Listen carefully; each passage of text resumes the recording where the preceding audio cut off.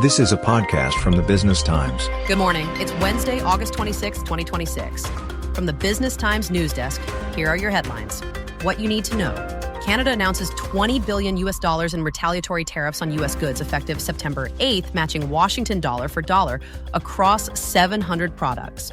Iran restarts Hormuz talks with Oman. Oil falls 2% on renewed deal optimism. Nvidia reports results today. Markets are watching closely for signals on the AI trade outlook. In world news, Canada announced retaliatory tariffs on around $20 billion worth of U.S. goods yesterday, after trade talks between the two countries collapsed.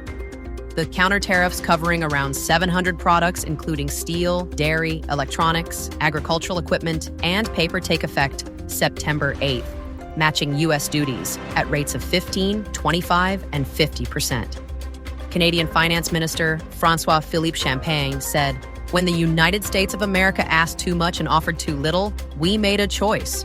We chose Canada." Canada also announced a $7.5 billion Canadian dollar support package for affected businesses and workers. The U.S. Trade Representative told Fox News that no new talks with Canada are currently planned. Iran has restarted talks with Oman on managing traffic through the Strait of Hormuz, according to Reuters, the latest in a series of on and off discussions about controlling the waterway, which carried around a fifth of global oil and gas flows before the war began in February. In the region, Bangladesh is moving closer to formal negotiations with China on the purchase of J-10CE fighter jets and attack helicopters, with a government panel preparing a draft agreement, a senior government official confirmed on Tuesday. The procurement would be one of Bangladesh's largest defense purchases in years, deepening military ties with Beijing, already Dhaka's largest arms supplier. Indonesia, Malaysia, and Singapore have committed to keeping the Strait of Malacca and Singapore Strait free, open, and safe for all seafarers. Singapore's Transport Minister Jeffrey Seow said the three countries regularly upgrade navigational infrastructure in the straits, with virtual navigational aids recently deployed to guide ships when physical aids are under maintenance. In Singapore, two Chinese nationals, a 33-year-old man and a 25-year-old woman, are due to be charged today over suspected involvement in counterfeiting Singapore currency notes. Police said a man attempted to exchange a counterfeit 100 Singapore dollar note at Marina Bay Sands Casino at 3:50 in the morning on Monday.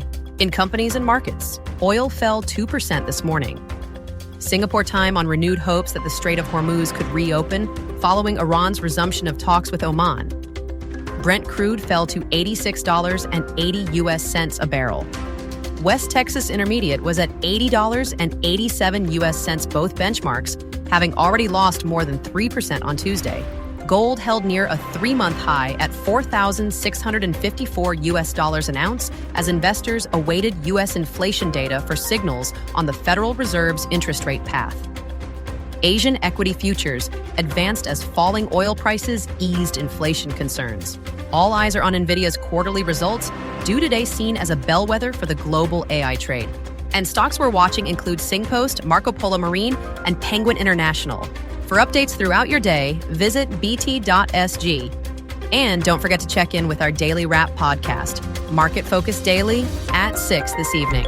This is a podcast by the Business Times. Find more BT podcasts at businesstimes.com.sg/podcasts or wherever you get your podcasts.